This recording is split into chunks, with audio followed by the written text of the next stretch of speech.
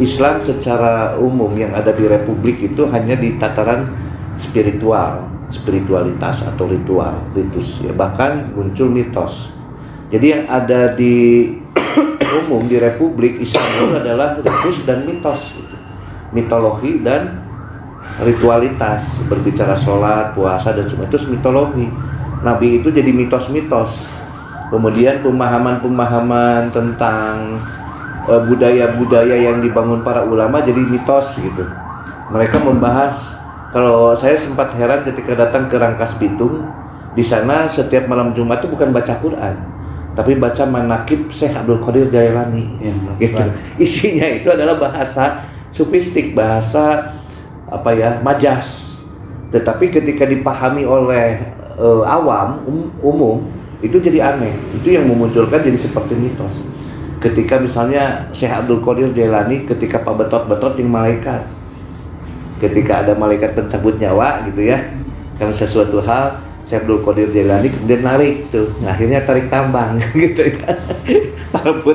Nah itu teh bahasanya bahasa indah, bahasa syair, bahasa majas. Tapi ketika dipahami oleh kita yang awam, wow itu sudah aneh, sudah keluar dari wakilnya bidah gitu ya, kurang gitu. Tetapi memang itu yang ada. Apalagi ketika kita melihat dari mazhab Asy'ariyah yang ada di Indonesia, yang umum di Nusantara termasuk Malaysia sebenarnya, Nusa Tenggara Barat, Asia Tenggara lah ya secara umum itu Asy'ariyah. Mitologisnya sangat banyak, sangat luas dan sangat kuat. Bahkan setiap daerah bisa beda-beda. Nah, sedangkan Islam yang dibangun sejak Cokro Aminoto sampai apalagi berdiri negara Islam Indonesia, Islam itu bukan mitos. Islam itu bukan ritus. Islam itu Islam, din, membangun sebuah konsep tata aturan, membangun sistem, membangun hukum. Nah, ketika bahasa itu muncul jadi aneh. Kita lahir itu dalam ritus dan mitos Islam itu. Meskipun sudah jadi NII. Gitu. Ketika di NII kita tuh Islam tuh seperti ritus, pokoknya nama nungarana teu salat lain Islam. Padahal salat mah bukan urusan Islam. Salat mah urusan salat ritual ya, itu mah berbicara milah. Karena kita pengikut Muhammad. Apa yang dilakukan oleh Muhammad dalam membangun spiritualitas kita contoh. Gitu. Islam bukan masalah salatnya, tetapi membangun Madinahnya. Gitu tuh, contoh ya. Nah, ini yang membuat kita suka kebingungan sendiri. Kita yang ada berada di tengah-tengah. Kalau mereka itu masyarakat Republik sudah jelas dan dibangunnya ritus dan mitos. Kita yang kemudian dibawa oleh senior kita yang sudah terdahulu, dibawa kepada bahasa-bahasa baru, rada aneh sedikit. Dan ini pun sebenarnya terjadi secara umum di NII karena setelah 62 banyak muncul kelompok-kelompok atau sekte-sekte. Saya katakan sekte aja. Kenapa sekte? Karena dibangunnya oleh dogma dari para pemimpin mereka. Dogma itu dibangun, didoktrinkan, akhirnya muncullah NII tipe masing-masing. Gitu. Mungkin bisa jadi lebih dari 40 sekte gitu. Kalau saya katakan faksi itu adalah sekte. Yang dibangunnya bukan dalam sebuah konsep hukum, tapi dalam dogma. Gitu. Nah, ini penting dalam hal memahami bahasa ini ketika kita sudah masuk dalam tatanan sebuah tatanan Madinah. Karena bisa jadi yang akan kita pahami jadi ekstrim, mengagetkan, gitu ya. Ada dua hal yang harus dipahami dalam paradigma Quran. Pertama berbicara iman, yang kedua berbicara Islam. Sangat jauh berbeda dengan apa yang dipahami oleh Islam yang ada di Republik, bahasanya. Iman dalam bahasa Republik itu kepercayaan, keyakinan, faith. Ya. Islam jadi religion. Gitu. Tapi belum masuk religion itu harusnya menjadi sebuah ranah ideologis, tapi enggak. Gitu tuh. Jadi paling banter masuknya ke kehanifan. Religion itu gitu tuh. Nah, iman itu bukan berbicara faith, bukan berbicara keyakinan dalam arti dogma, karena keyakinan faith itu dibangunnya oleh dogma, oleh Kristen itu. Di Islam bukan. Muhammad datang itu bukan. Muhammad datang itu menghancurkan dogma. Muhammad datang itu mengajak orang untuk berpikir, gitu tuh. Bedanya begini, bertafakur, gitu ya. Bertafakur. Ketika berbicara warattilil Qur'an tartila di Muzammil itu membaca, memahami konsep ilmu yang ada di alam secara tartil. Karena ayatnya baru turun berapa ayat waktu itu. Dicoba warattilil Qur'an tartila bukan seperti kita sekarang baca Quran sageblek, sesukup eta. Ini baru turunnya juga cuman surat Al-Fatihah dan Iqra. Ketika warattilil Qur'an tartila, masa kurang tuh bolak-balik kita baca eta. Itu tuh, Quran lagi karek 2 surat kan gitu. Nah itu. Jadi kembali lagi, iman dalam konsep yang dibangun oleh Rasulullah itu iman berbicara wahyu ilmu. Iman itu dalam arti orang mendapatkan iman itu dengan ilmu gitu. Dari iman itulah muncul sebuah nilai parameter kebenaran. Nilai ya, parameter nilai. Benar teh begini, salah begini. Baik tuh begini, tidak baik tuh begini. Begitulah kurang lebih. Setelah dibimbing oleh wahyu, menghancurkan konsep nilai yang sudah dibangun oleh dogma oleh orang Quraisy gitu. Kan ya? Jadi dari iman itulah kita akan mendapatkan ilmu, atau ilmu itu akan mendapatkan iman. Kembali lagi kepada paradigma sunnah berbicara kenapa ulama disebut warasatul anbiya. Karena nabi itu membangun nilai, membangun ilmu, mentransformasi wahyu menjadi ilmu. Itu ya dipahami ya. Dari etik atau nilai, tata nilai itu muncul idealisme. Idealisme itu konsep parameter yang diyakini kuat oleh kita secara ideal. Kebenaran yang ideal itu ini gitu. Dari melalui kita proses berpikir, kemudian memahami ilmu, akhirnya iman muncul kan gitu ya. Disitulah muncul ideal, hal-hal yang sifatnya ideal, nilai-nilai secara ideal. Itu yang memungkinkan memegang idealisme itu. Dari idealisme itu muncul tata nilai tadi yang saya katakan, etik, yang akan membangun estetik, membangun sebuah struktur nilai. Nah, dari nilai idealisme itulah maka dibangun sebuah secara alamiah akan terbangun konsep yang akan membentuk sebuah yang kita sebut ideologi. Secara ideal kita sudah paham bagaimana membangun dalam struktur kekuasaan secara nilai yang kita pahami, itu yang disebut ideologi. Maka ideologi itu, Islam itu bukan ideologi, Islam berbicara din. Madinah itu ideologi, mengaplikasikan din dalam tataran sebuah tatanan negara, itu ideologi itu sudah masuk ke tatanan praktis. Tapi dasar ideologi apa? Idealisme yang dibangun oleh konsep nilai yang kita kuat, secara kuat kita pahami. Bisa nggak nyambung di sini ya?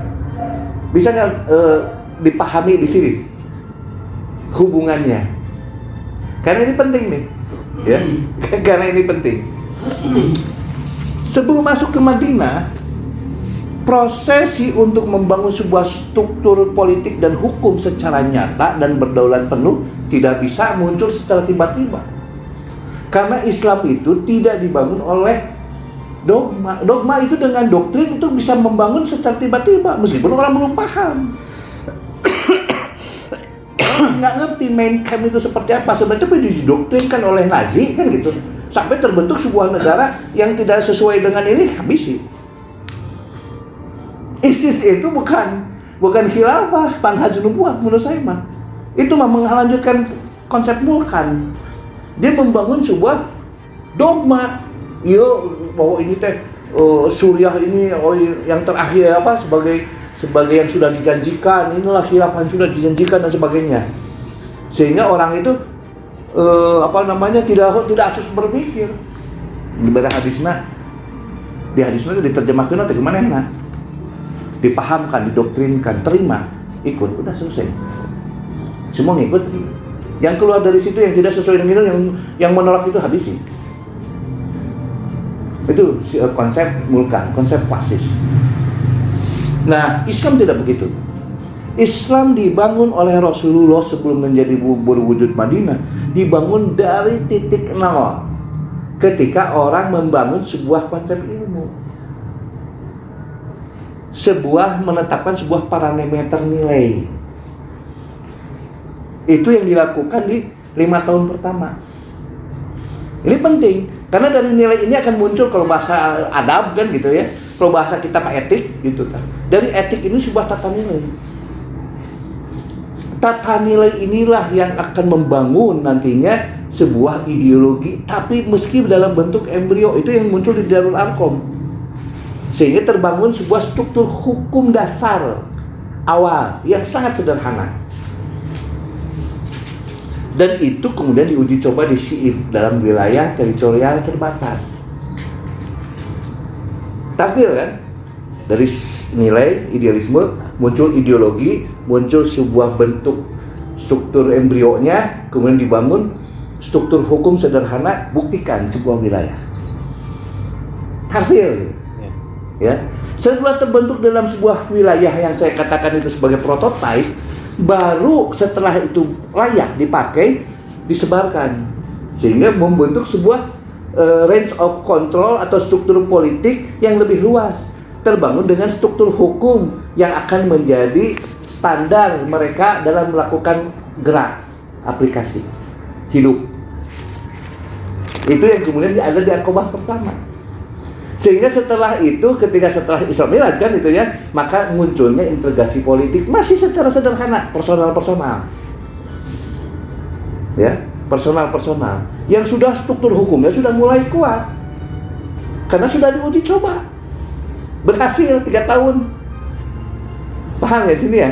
Setelah struktur hukum kuat, masuk secara personal, baru itu akan muncul setelah ini terbentuk ya, karena ini sudah teruji, SDM sudah teruji, hukum sudah teruji, struktur politik sudah teruji, baru itu layak untuk mengajak orang integrasi politik dalam sebuah struktur yang kuat itu. Jadi untuk membentuk negara mah tidak sulit, karena dengan integrasi politik. Mual hiji-hiji orang dengan rekrutan, capek-capek. Tetapi dengan integrasi politik, para stakeholder di sebuah wilayah akan kita targetkan menjadi sebuah negara basis, bukan daerah basis lagi kan? Ya. Negara basis. Daerah basis mau baru prototipe, dibesarkan lagi menjadi sebuah negara basis. Menuju khilafah, disebut negara basis, kemana kan itu akan khilafah. Sebuah konsep imperium. Jadi Madinah itu nanti akan menjadi sentral imperium. Begitu tuh. Nah, tapi kalau bisa jadi sentral mah harus kuat. Sentral imperium itu? Sentral imperium itu negara basis. Dari negara basis inilah maka akan integrasi politik negara-negara lain kan, membentuk sebuah imperium pusatnya. Kalau berhasil Madinah Indonesia, tapi kalau berhasil di tempat lain, kita yang akan minum ke sana kan gitu. Nah, kembali kepada alam keindonesiaan dulu. Jadi kembali membentuk Madinah tidak sulit.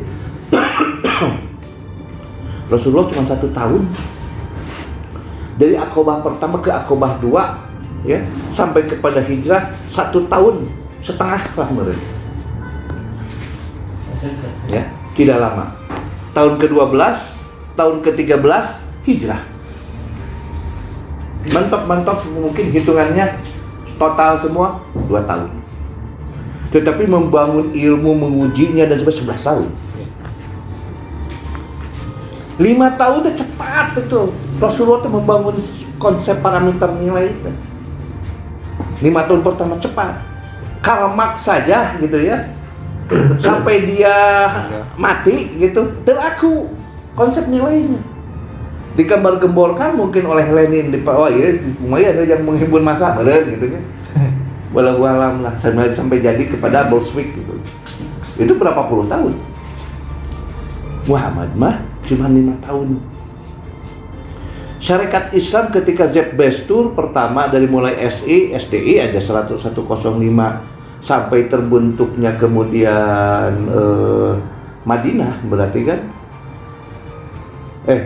konsep ilmu ya, sampai kepada partai muncul, itu berarti hampir dari mulai 1905 sampai 19 itu 1916, tapi bentuk partainya sekitar 2-3 tahun kemudian, berarti mungkin ada 12 tahun, 15 tahun, udah bagus ya kan, udah bagus gitu, 15 tahun membangun ilmunya.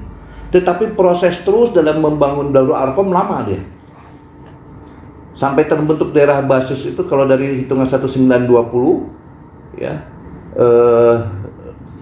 Partai Serikat Islam tuh 1920 2122 lah ya, sampai kepada 40 ya, pertama proses daerah basis dibangun, berarti sekitar 18 tahun ya, lumayan juga, dekat juga gitu. Dari mulai membangun SIIB-nya atau daerah basisnya dari masa 1940 sampai kepada